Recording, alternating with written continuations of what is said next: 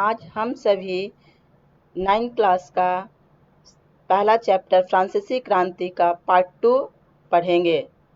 Part 1 video बन चुका है। जिसने नहीं देखा है, वीडियो का आई बटन क्लिक करके देख लें। फ्रांसीसी क्रांति का हम लोग फर्स्ट वीडियो में देखे थे कि फ्रांसीसी क्रांति किन परिस्थितियों में हुई थी, फ्रांसीसी क्रांति कहाँ हुई थी, कब हुई थी। ये हमारा फर्स्ट वीडियो में है। अब हम लोग इसका पार्ट 2 देखेंगे। उभरते मध्य वर्ग के विशेषाधिकारों के अंत की कल्पना। पहले भी फ्रांसीसी क्रांति से पहले कर बढ़ने एवं अकाल के समय किसान और कामगार विद्रोह कर चुके थे, परंतु उनके पास सामाजिक एवं आर्थिक व्यवस्था में बुनियादी बदलाव लाने के लिए साधन एवं कार्यक्रम नहीं थे। ये जिम्मेदारी तीसरे स्टेट के उन समूहों ने उठाई जो समृद्ध और शिक्षित होकर नए विचारों के संपर्क में आ सके थे। 18वीं सदी में एक नए सामाजिक समूह का उदय हुआ जिसे मध्य वर्ग कहा गया, जिसने फैलते समुद्र पारीय व्यापार और ऊनी तथा रेशमी वस्त्रों के उत्पादन के बल पर संपत्ति अर्जित की थी। ऊनी और रेशमी कपड़ों का या तो निर्यात किया जाता था या समाज के समृद्ध लोग उसे खरीद लेते थे। तीसरे स्टेट में इन सौदागरों एवं निर्माताओं के अलावा प्रशासनिक सेवा व वकील जैसे पेशेवर लोग भी शामिल थे। ये सभी पढ़े लिखे थे और इनका मानना था कि समाज के किसी भी समूह के पास जन्मा विशेषाधिकार नहीं होना चाहिए, मतलब कि जन्म के आधार पर विशेषाधिकार नहीं होना चाहिए। लॉक ने राजा की दैवी और निरंकुश अधिकारों के सिद्धांत का खंडन किया था। रूसो ने इसी विचार को आगे बढ़ाते हुए जनता और उसके प्रतिनिधियों के बीच एक सामाजिक अनुबंध पर आधारित सरकार का प्रस्ताव रखा। मॉन्तेस्क्यू ने the spirit of the laws नामक रचना में सरकार के अंदर विधायिका, कार्यपालिका और न्यायपालिका के बीच सत्ता विभाजन की बात कही। यहाँ द स्पिरिट ऑफ लॉ इनका मॉन्तेस्क्यू का रचना है, जिसको हम लोग दिखा रहे हैं। अब नेक्स्ट हम लोग का टॉपिक है फ्रांस संवैधानिक राजतंत्र बन गया। नेशनल असेंबली ने सन 1791 में संविधान का प्रारूप पूरा कर लिया।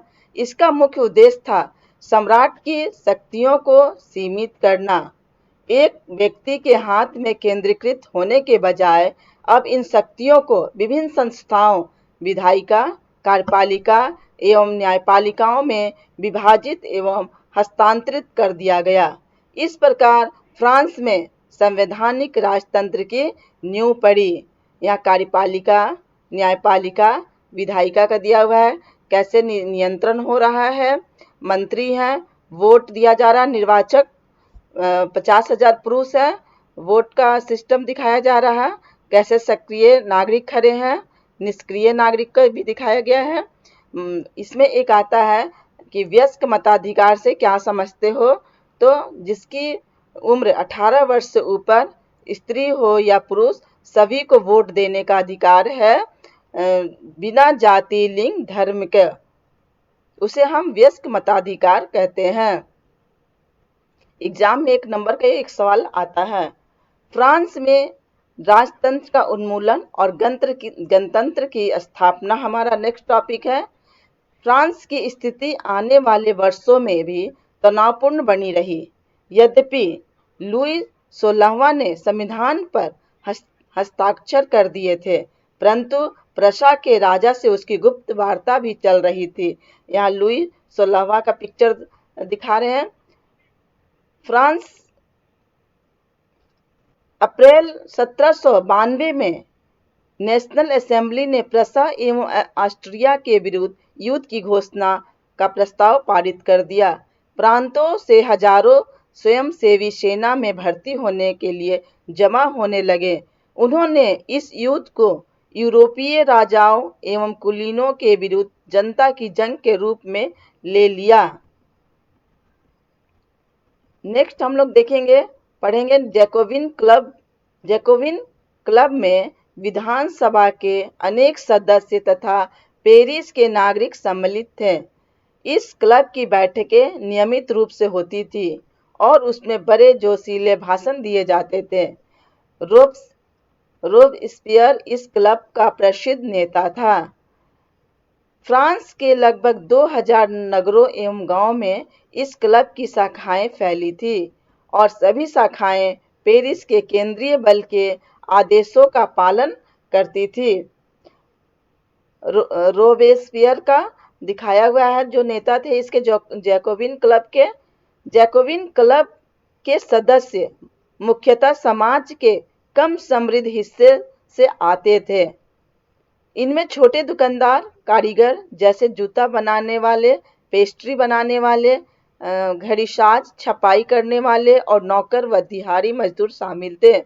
उनका नेता मैक्सिमिलियन रोबेस्पियर था। जैकोबिन के एक बड़े वर्ग ने गोदी कामगारों की तरह धारीदार लंबी पतलून पहनने का निर्णय किया।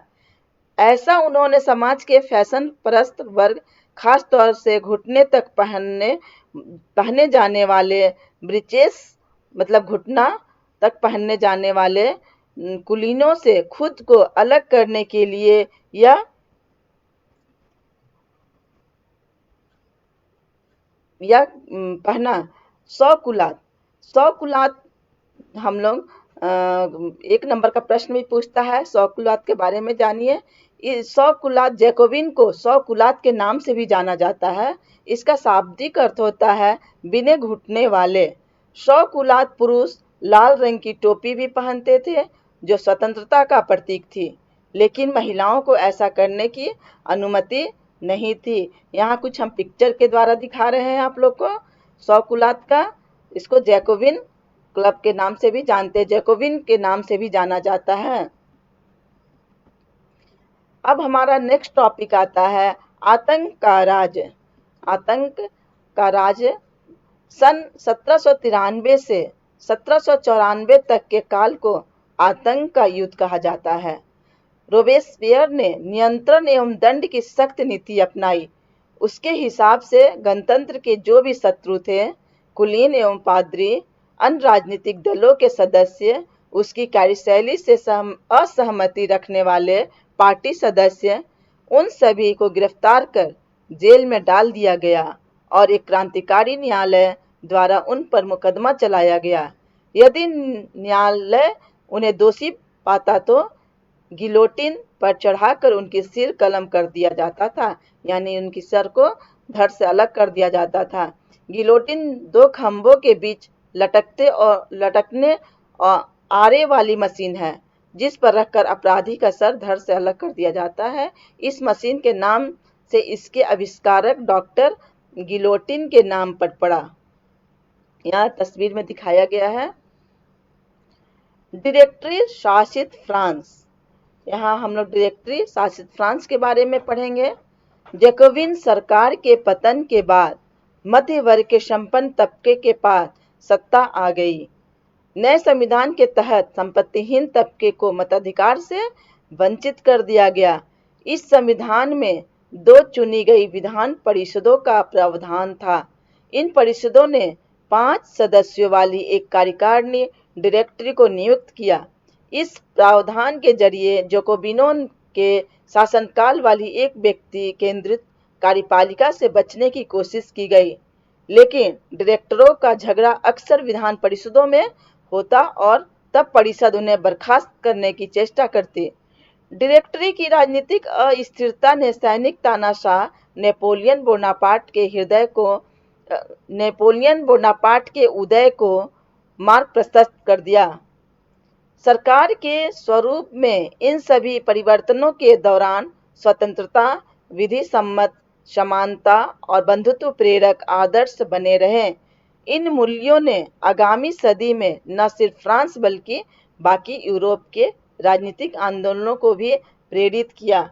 नेपोलियन बोनापार्ट का तस्वीर दिखा रहे हैं हम लोग। क्या महिलाओं के लिए भी क्रांति हुई? इसका नेक्स्ट चैप्टर है फ्रांसीसी क्रांति का टॉपिक, क्या महिलाओं के लिए भी क्रांति हुई? तो हम लोग यहाँ पर पढ़ेंगे, महिलाएं शुरू से ही फ्रांसीसी समाज में इतने अहम परिवर्तन लाने वाली गतिविधियों में सक्रिय रूप में शामिल थी। उन्हें उम्मीद थी कि उनकी भागीदारी क्रांतिकारी सरकार को उनका जीवन सुधारने हेतु ठोस कदम उठाने के लिए प्रेरित करेगी। तीसरे स्टेट की अधिकांश महिलाएं जीविका निर्वाह के लिए काम करती थी। वे सिलाई, बुनाई, कपड़ों की धुलाई करती थी, बाजारों में फल फूल सब्जियां बेचती थी अथवा संपन्न घरों में घरेलू काम करती थी। बहुत सारी महिलाएं वेश्यावृत्ति करती थी। अधिकांश महिलाओं के पास पढ़ाई लिखाई तथा व्यावसायिक प्रशिक्षण के मौके नहीं थे। केवल कुलीनों की लड़कियां अथवा तीसरे स्टेट के धनी वर्ग के लड़कियां ही कॉन्वेंट में पढ़ पाती थी। इसके बाद उनकी शादी कर दी जाती थी। कामकाजी महिलाओं और अपने परिवार का पालन पोषण भी करना पड़ता था, जैसे खाना पकाना, पानी लाना, लाइन लगाकर रोटी लाना और बच्चे की देखरेख आदि। उनकी मजदूरी पुरुषों की तुलना में कम थी।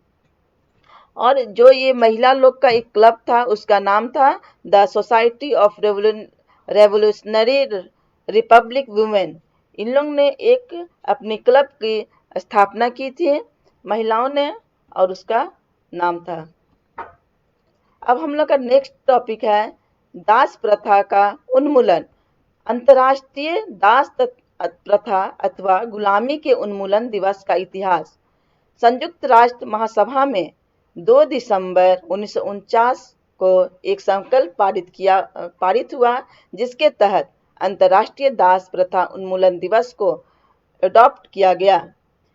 फ्रांसीसी उपनिवेशों में दास प्रथा का उन्मूलन जैकोबिन शासन के क्रांतिकारी सामाजिक सुधारों में से एक था। सन 1794 के कन्वेंशन ने फ्रांसीसी उपनिवेशों में सभी दासों की मुक्ति का कानून पारित कर दिया।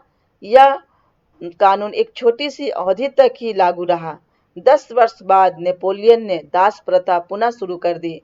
बगान मालिकों को अपने आर्थिक हित साधने के लिए अफ्रीकी निग्रो लोगों को गुलाम बनाने की स्वतंत्रता मिल गई।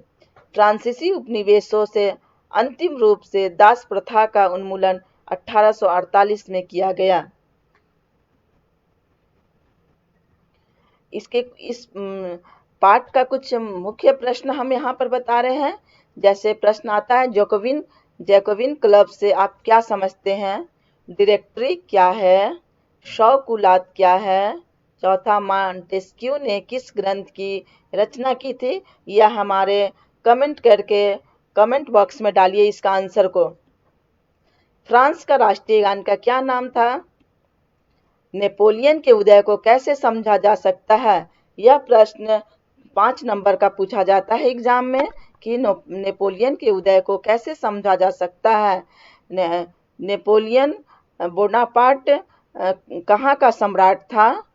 नेक्स्ट फिर पूछता है कि नेपोलियन सम्राट कब बना? ये सब इसका मुख्य प्रश्न है। धन्यवाद बच्चों। मेरे वीडियो को लाइक कीजिए, चैनल को सब्सक्राइब कीजिए और अपने फ्रेंड के बीच शेयर कीजिए।